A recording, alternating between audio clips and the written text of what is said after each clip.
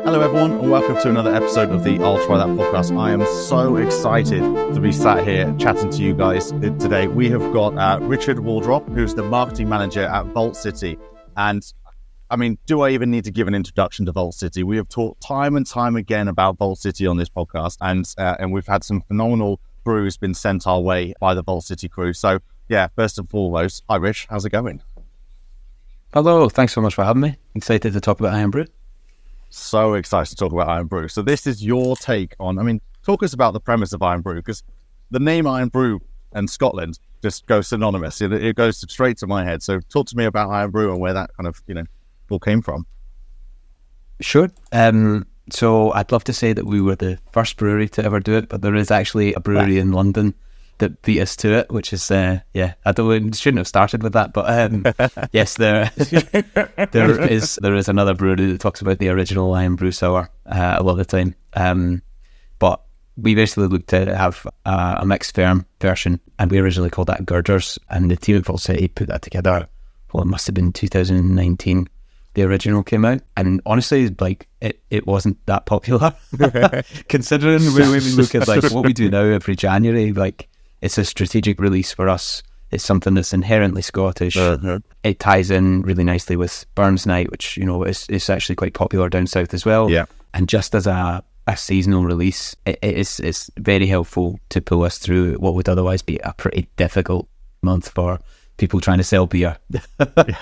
yeah, absolutely. I think you need that pull nowadays. And what more of a pull can you take of taking like something so quintessentially Scottish and a Scottish brewery to do that thing? I think, if I'm honest, I think maybe someone had done it sooner, but you guys have like owned that space. Now no one else can really do this Iron Brew like you guys do. As you said, it comes out every year. Yeah. There's something really particular about the flavour profile and the way it mixes with our base beer. I think there's that tart, tropical, bubblegum, orangey flavour combo that is so contentious in Scotland that I think the production team at Vault City have nailed that. Now it's very difficult for anyone else to do it, I think. No, as I was going to say, I was incredibly dubious at first. I would hold my hands up because I've only ever had Iron Brew occasionally. It's never been something that I would actively go. I'm much more a Dr Pepper fan. Is kind of through and through when I do go for my fizzy drinks sort of thing. So I was a bit dubious when we got them through, especially when you've done like the three different kind of versions of them, sort of thing. But I was pleasantly surprised at how much I enjoyed. So I say the 3 cans for this interview, but then me and my girlfriend both tried the other 3 over like a few nights, and we were just blown away at just how it does taste like Iron Brew, but it's kind of like but slightly different, but they're at the same time, which is just I was also fantastic. amazed as well how within the same how again this kind of talking about specifically on these 3, you've got 3 distinct flavors of an Iron Brew out of these 3 of an Iron Brew, the fiery Iron Brew and the Iron Brew float, right? So they're quite distinct flavors within those 3. Then if you look at a more macro level, the Vault City, you guys only do incredible modern sour beers. Like that, the fact that you have such an amazing portfolio where every single Vault City beer out, as well as these, are just bangers. Like, you guys just keep doing it. I don't know how you can be in one specific lane and just get so many great beers out of it. It's brilliant. Do you know what? I think we're quite lucky because we started a dedicated sour beer brewery. That's quite a laughable concept back in 2018. People were joking about how much heartburn we're going to induce. And ultimately, like, that could easily have been the case. But I think that taking what would normally be, the end of someone's craft beer journey and flipping that on its head and making an accessible modern version of that, it probably has changed the industry in a sense, because there's a lot more people making accessible fruit forward sour beer now. Yeah. And it's helped us really, I guess, nail down consistency, because we only do sours and the occasional imperial stout. But for the most part, I'd say 95% of what our production team make is sour beer. So it's very easy for us to really hone in on, flavours and, I guess, releases and getting that consistency, because that's all we do. I think you made a really interesting point there about like other people trying to play catch up almost to like where the space that you've like become so dominant in and known for, let's say. And I think I sort of like colloquially, the 3 of us go to the London Craft Beer Festival every year, and I can see for the last 2 years, the first year we went, you guys were one of the only people really doing a sour beer kind of like space. Whereas this year, everyone had a sour beer on show and display at the festival. And I think that's just, to your point, like it's become a real talking point because of the versatility as like sour beer, that what it can offer is like a platform almost. Like you can do so many different things with it. And it's created a huge opportunity for like brewers to do something really innovative in this space. Like the fact that you can get like floats, like ice cream kind of notes from it, as well as getting like a fiery, just in this range, fiery like iron, brew version of it. It's really fascinating. I guess my question, goes to is like, what's next for you guys? Where are you going with this all? Like, is it still like, just continual craft? I knew before we jumped on, you were talking or teasing a bit of a collab. I wonder if you can tease that to the listeners, before. Absolutely. Yeah. We're having a bit of a nod to Vocation's Kirsch of Death. That's all I'll say for now. But it's, we're riffing on that, which is already a fantastic sour, to be fair. But yeah, we're going to have a Vault City twist on it. So I'm very excited for that. That'll be about 6 weeks from now. Oh, excellent. I'm big fan of Vocation as well. They are. Yeah, they're a fantastic brewery. I think they've really played in that kind of, I guess, that kind of massive IPA session space. It's difficult, I think, to get into that arena that they're in now, especially the volume that they do. They're probably they must be doing about 70,000 hec a year. Wow. Yeah. Do you know what I mean? That's crazy. Yeah. We're probably doing about 1.4 million litres ourselves, which is like, so they're like 6 times bigger than we are. So, but then not everybody wants a sour beer, whereas like a lot of people want IPA. So it's always going to be a little different for us. You've nailed the tease there as well. With it's a little bit about what's coming, but actually we're still a little bit in the dark, and I think everyone's now going, "Okay, tell me more," sort of thing. I've always a difficult question, and I realise it's a little bit like asking like a parent which of their children is the one they love the most. But of the 3 that we've got, have you got a particular soft spot for anything in particular out of Iron Brew, the Float, and the Fiery Ginger? It's Fiery Ginger all day for me, all day long. We do some spiced sours, and there's a couple of them, particularly Pineapple Habanero, I think was the last one. And I just think that they're fantastic. They're not ever going to be, a huge seller, but the people that like them really like them. And for me, this was like a kind of middle ground because it's root ginger that we've used, so you get like a little bit of a bite in the back of the throat after each sip. It's almost like an kind of an afterthought, but it's there, and it's delicate enough that people will still enjoy it, even if they're not. We called it Fiery Ginger, but there's a note on the back that says it's a kind of a delicate spice among a not so subtle, spice among a not so subtle Scottish flavour, and that's kind of a nice middle ground, I think. To be honest, that's the one I'm saving because I really like ginger as an ingredient, and I'm tasting the others, and I haven't moved on to it yet, but it's the one that I am yet to taste and was going to move on to later on that I'm particularly savouring almost as much as I think I could see Travers licking his lips at the pineapple and habanero as well. He has a bit of a soft spot for spice. Well, I'm a big spice fan, Joe tried. I tried some homebrew and made my own spicy beer, which just involved Tabasco. Which I don't think was enjoyed by many people. So, because only 3 of us that had it. Yes, so he was correct. Not many people enjoyed I was going to say, nobody. But I was going to say, so have you guys got any plans to? Would you say? I've asked a lot of the brewers we've had on before. Is there a market for a spicier beer? Do you think? Because I'm currently drinking the Fiery Ginger, and I think it's absolutely fantastic. It's definitely my favourite out of the 3. I think so. But do you reckon there is a market for something spicier? It's just intrigued more than anything. I think so. I definitely think so. There's a few breweries I think that have really pushed the boat out for sort of almost like savoury sours in a way. It's harder for us, I think, at the volume that we do now to make something that's like really experimental. So we typically have like 75 hec or 150 hec batches that we do, and I guess when we do new product development, you need to be able to stand confidently and say that we'll sell 15,000 litres of this. So like when it comes to like a sort of spicy sour, I love it, and I think we will definitely do them again in the future. But I think it'll be something that's balanced. So I mentioned like pineapple habanero was the one that we did before. Yeah. I don't think we could ever do anything that's like an outright, like spice bomb. Yeah. But like, the habanero sauce has got to work with it in some way. Yeah, I like the habanero sauce twist on it because it's spicy, but it's got that little sweetness that comes through, which you'd be looking for, wouldn't you? Which is, I like. Yeah, that sounds delicious. I have to look out for the pineapple and habanero next time you do. If it's on all year round, also. But I'd definitely try that. I was really drawn in by the packaging design on this on these cans, and I couldn't help but think, has there been like a bit of AI generated imagery, maybe like inspiration on these designs? Yeah. Yeah, do you know what's funny with this? It was a lot more of a contentious issue than I thought it was going to be, because we worked with the same designer since 2021. He's done all our labels. We do 6 new releases a month plus core range releases.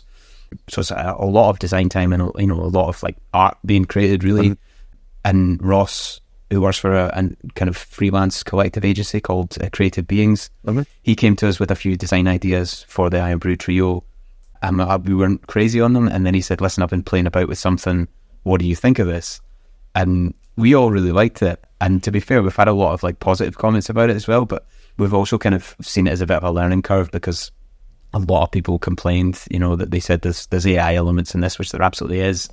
And I guess some people thought that a brewery that's out making profits should be putting that back in art, which I totally agree with. And an artist was paid for it, but yeah, I think people raised a couple of points with us about AI usage, and to be honest, like we decided after the feedback on that we wouldn't ever use that again. We really liked it as a trial, and I actually really like the way it looks. But yeah, some of the feedback's meant as kind of put us off. Yeah, I can appreciate that as well. It's quite a contentious like topic, and I think if I'm honest, it's contentious because there's so many different facets to it. Like from a legal perspective, can you actually use it? Where's it come from? But also from like a people perspective, people just assume that means that you've cut out artists, designers, whereas actually a lot of what we talk about is actually the artist designers of the future. That will be part of their process, is prompting and knowing how to prompt to get the right outputs from AI generative tools, and then that's used as like an inspiration, and they've worked into it to create a different, to move it on perhaps. But anyway, I just thought it was fascinating. I think it was really bold of you guys to use it in a positive way. I have less of a, kind of a stigma against AI generated imagery, just because it's something we use in the creative industry all the time.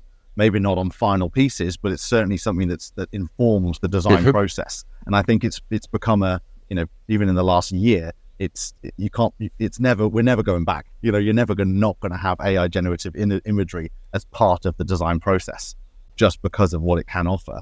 But we sit, I've got hundreds of designers sat above me, and they're not going anywhere. They're just using it in a way that informs what they're doing. So it's I think that's maybe the vote of confidence I would give to the general public who are maybe a bit unsure that maybe you've used AI and that means you've taken someone's job. It's like no, actually it's just they still have that job. They're just using the tools that are available to them, and then using that to create something that is more innovative and visually engaging, but specifically and knowingly AI, generative. Yeah, I think that's nail on the head for me. Like it was just genuinely so much more of a contentious issue than I'd realised. So I think we'll take the L and move on. Well, I appreciate it. It's not a full L. I think it's take that. I think it was really good for that one. But Rich, I was also intrigued. Like, what's like you kind of teased a bit with your pipeline, and you've mentioned obviously about the size of the brewery as well. Is there any kind of like, what's the current climate and feel for the brewery at the moment? Like, are you happy where you are with the size? Are there plans of expanding perhaps? Are there new market opportunities that you're looking for? Like, I guess what's next for like on a Vault City, really? Well, we're very lucky because it's a tough climate, and we're still managing to like make beer and sell beer. We've got loads and loads of really great dedicated customers, a real community for the beer we make, which helps us do some insane shit. But like ultimately, I recognise like how lucky we are in that sense. We're still an independent brewery, so there's a chap called Stephen that started it in 2018, and basically his brother-in-law, between the two of them, they own the whole thing. So it's great in a sense because we don't need people's approval to, make decisions, whether it's commercial or creative.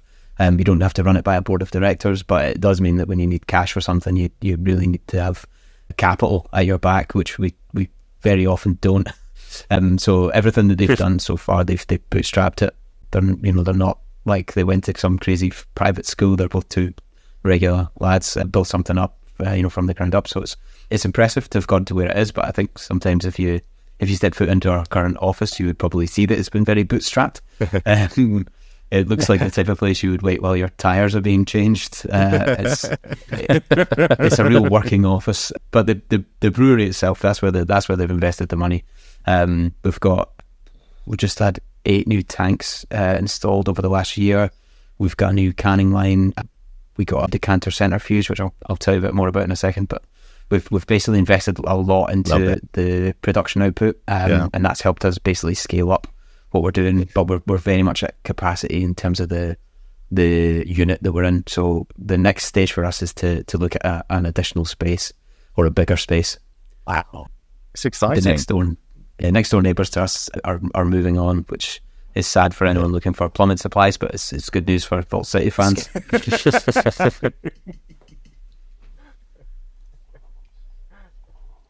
Oh, that's actually, you guys have with the site. You got a couple of tap rooms, I believe. Is it the Porty Vault? That's the one. Yep. Oh, it's no, completely you're wrong. spot on. With the Wee Vault in Haymarket as well. Yeah. I imagine that it sort of also has almost become, because it must be a bit of almost like a tourist attraction at this point as well for beer lovers from afar. It's like a bit of a hub for the brand. We're probably looking at, especially the one in Portobello, as a bit of a kind of almost like a marketing opportunity. So we've just launched tours, and part of it is doing like your own kind of mixology with the base beer. So we've got purees and juices and zests, so that people can basically take what is a mixed ferm sour and then fruit it themselves, and it means you kind of make your own flavour combination. So we're doing that as part of the tour, but that'll be in the much nicer, much warmer place of Porty Vault. Lime and mustard. As long as they don't rate it on Untappd. That's interesting. Okay. Yeah. Untapped free zone. But I suppose I was going to say, but suppose with that you could get some amazing flavour combinations that you could then introduce into the brewery. So it's kind of like I feel it's kind of like market research in essence, sort of thing. 100%. If there's something people are regularly doing, you can be like, oh well, yeah, that could work. Absolutely. I think if we can expand out what they've got access to for it, I think it could be really, really interesting to see what people come up with, because it's, you're talking about like a flight of third pint beers, so it's not the end of the world if you ruin it by trying something a bit wacky. In fact, as you say, you might actually come up with something great. That's brilliant. I think as soon as you kind of get that all up and running, and maybe you've got gift certificates ready, I've got a Weymouth-based amateur brewer that could do with some help, with his intro to brewing. Quite a lot of help. It is. Maybe we have to have those on subscription. Just keep sending them back. I'll honestly, hopefully I'll make you feel better, but Stephen that started Vault City is an amateur, well, now retired home brewer. Love it. And he's kind of, I guess, made Vault City what it is by pushing the boat out. Sometimes it works very well, sometimes it doesn't, and the best thing about homebrewing is that you're probably flushing, a couple of £100 down the toilet at worst. Do you know what I mean? So I think in a lot of ways he misses that, because it gets a little harder to experiment, but it's, in essence, it's still the heart of what we do and what we love. So yeah, I love it. Keep at it. I think you. Yeah, well, that's it. I think the boys are going to have something exciting to try, maybe around middle of the year this year. I'm gonna keep that as a surprise. Yeah, Rich, you're not the only one who can do a teaser. Weymouth's foremost amateur brewer is, he knows his onions as well. That's a really interesting about the startup of Vault City, because I wonder, and maybe I'm extrapolating too much here, that's where you're kind of like, as a brewery, the kind of the essence of like wanting to keep innovating, keep wanting to try new things, keep wanting to create new stuff as well. When you kind of rattled off in an amazing stat of like how many new beers you have, in a monthly basis of the cause or like other, and that's just mind blowing to me, because it's like, obviously you're in the scale of breweries in the world, like you're relatively small in a niche area, and yet you've got outstripped demand for your beers because of the work that you do into those beers as well. That's I mean, I was very glowing when I came on, and I mean it, honestly. The work that you guys do with your beers is just sensational. Oh, that's awesome. Thank you so much. I really, I think for us, it is about innovation, and there is an opportunity because sour beer and like this style, modern sour beer, is becoming so much more popular. So we're starting to see lots of other breweries dabble, and it's prompting us to really kind of push the boat out. So I guess one of the things that will always help us stand out is that we make a mixed fermentation sour beer, whereas a lot of people will opt for kettle souring because it basically offers less risk for infection. So if you're a brewery that makes clean beers like lagers and IPAs, it's a disaster if that's sour, whereas for us it's like that's just part of it. But we've got a culture basically. So part of Vault City's base beer is this unique culture that we've basically cultivated since 2018. So they'll basically store it in a lab, have some on site as well, and that in essence creates a lot of the tart tropical pear character that's in the base beer. And then we'll have a secondary fermentation with like literal tons of fresh fruit and fruit purees, juices and zest. So that's kind of, I guess this combo is a bit unique to us in that sense, whereas a lot of other breweries doing summers will do kettle sours. I think what I'm really enjoying about like Vault City sours and stuff like that is I've tried a lot since starting this podcast. My sour experience has doubled, tripled, everything like that, and some of them are just far too intense for my liking. I tried one at the beer festival that was like a lime and lemon, and that's inherently sour on top of it.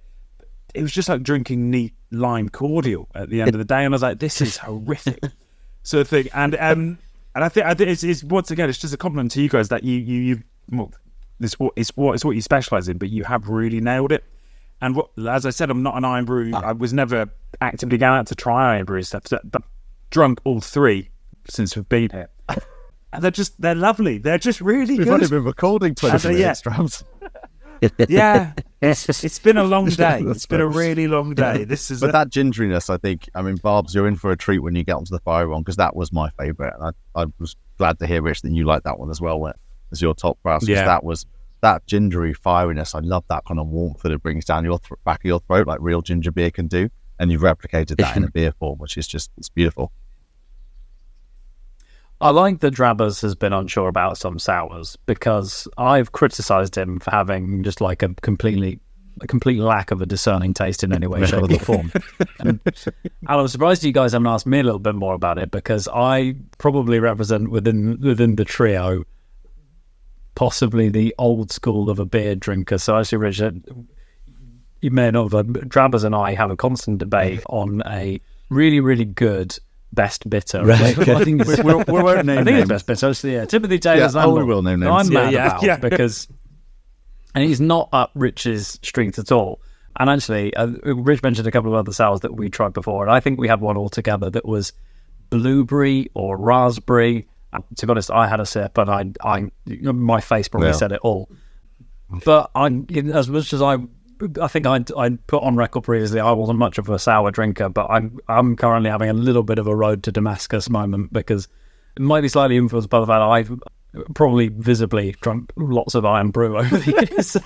But this is on a whole another level of palatability from some of the ones that we tried previously. And I know what Rich was saying about the lemon and lime, because that sour on top of sour, I think, is probably a difficult one for the non-sour drinkers to kind of adopt. But I don't know, was that ever maybe part of the plan to make this this is to me looking like a gateway sour for some people? I mean, was that part of the plan? Yeah, absolutely. When Steve started Vault City, he was working with a chap called Johnny Horn, and it's actually quite funny that you're mentioning, the sourest of sour beers, because Johnny and Steve split ways in 2020, and Johnny now runs a brewery called Holy Goat. I don't know if you've ever tried Holy Goat before. No. They're like, if you imagine two things that could be, just completely split in the road, because at the end of the day, both are mixed ferm sour ales. It's just that when we were looking at Vault City, we were very much looking at an entry level to sours in a lot of ways. Like, sure, we will do some things that are a little more complex in terms of the flavour profile, but Johnny will be doing something that has a tank residency time of 3 months, and it will be hand foraged brambles from around the brewery, and it's very much a different kind of sour, but it's like some of it can be extremely tart.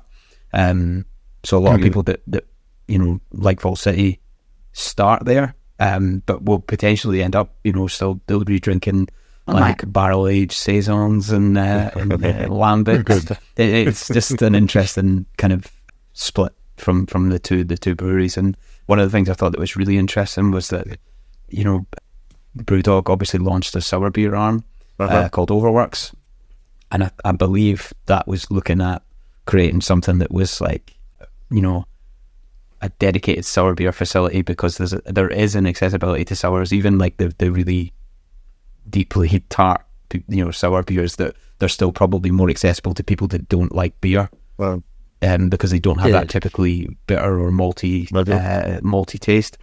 I think where Overworks got it wrong was that they were just probably a bit ahead of their time, and they probably went in at the deep end with like a huge budget and huge commercial expectations. So Holy Goat's obviously grown a bit, a fair bit, and over the last couple of years, but it's still quite a niche product, and it's still like kind of an intimate space. I think there's probably 4 or 5 of them that work there.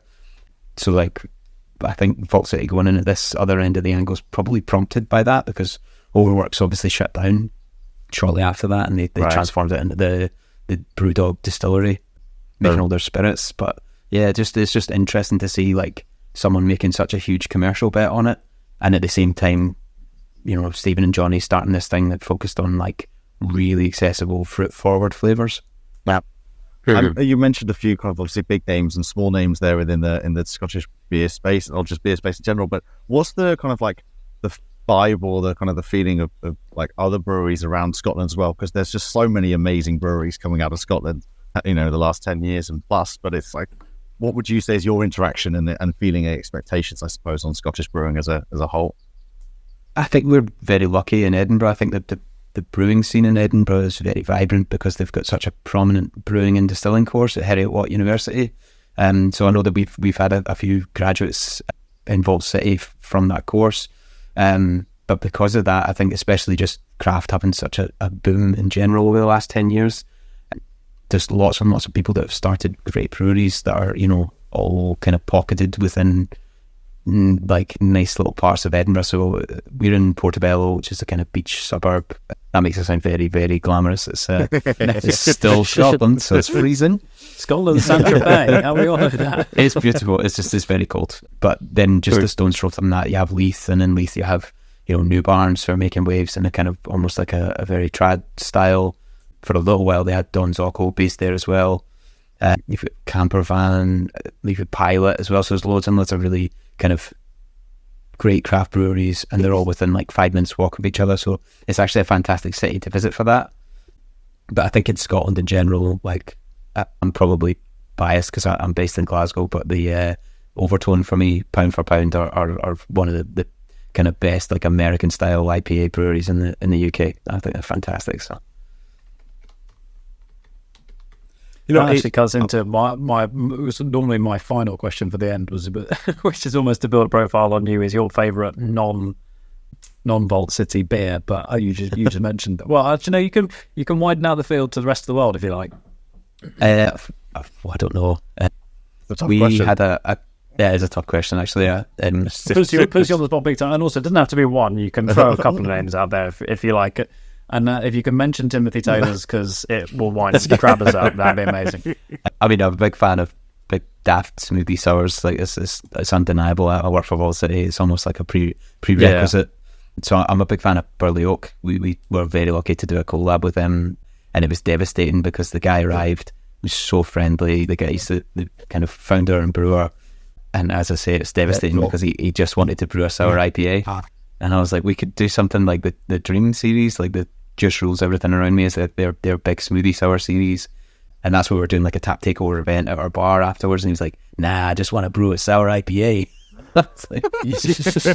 So everybody was going mental. They were like, why are we doing this? Like, but they're a fantastic brewery. I thought it was great. I mean, I still love sour IPAs as well, but they commercially they're not. Yeah. An acquired taste in that I would sense. say so. I think we've on occasion called them dry hopped sours because it like weirdly feels more palatable to people that they drink sour beer and they don't drink IPAs. So but yeah, I think that's definitely one overtone. 100%. I think you'd be hard pushed to find a bad IPA from them. I have a soft spot for Siren Calypso because it's the first sour beer that I ever drank. It's a dry hop sour, funnily enough. Yeah. And I remember trying that. Steve, the one Vault City, we were hanging out, and this is years and years by now, and he was like, "You need to try this beer. It's unlike anything I've ever drank before." Yeah, and that was the first sour beer I've ever tried, and I was like, "This is cool. I've never thought of beer like that." Because before then, if I'm honest, I spent a lot of time probably drinking pints of Tennent's, and then maybe I guess Brewdog when it first really became prominent, and so that's maybe a mix of the few. That's a total non-committal answer. Apologies. That's a great spectrum. I love that. Well, for being a fan, I didn't pick one. That's madness, isn't it? Well, I love that as well because there's so many there that I'm taking notes, being like, I need to go check these guys out. Why haven't I seen them? And obviously, names like Siren is like, obviously, but I haven't tried their Calypso, so that's amazing. That kind of sneak peek of like, so I'm gonna go check out as well. Drabs, you got anyone else got any more questions before we on this? I'm just conscious of your impending travel time, Rich. Right. But Rich, I just honestly can just say thank you so much for spending the time with us to chat and talk with Vault City with us. And the brews are amazing. If anyone can get their hands on the Iron Brews, please do. Controversial or not, as it might have seemed to be as the packaging, I love it. I think it's great. But it's certainly, I think, the beer itself is just another absolute banging series from Vault City. So I mean, if you haven't tried a sour yet, which I'm sure there's a lot of you, definitely go pick up your Vault Cities. Go check that out. And if you haven't even heard of Vault City, get your head out of that rock and go and from underneath that rock and go and check them out. And that's all we have time for this week's episode of the I'll Try That podcast. And so from me, Joe, Rich, Barber, and Simo, goodbye. Don't forget to follow us on Instagram, Twitter, I'll try that podcast.com. and watch us on YouTube. goodbye now.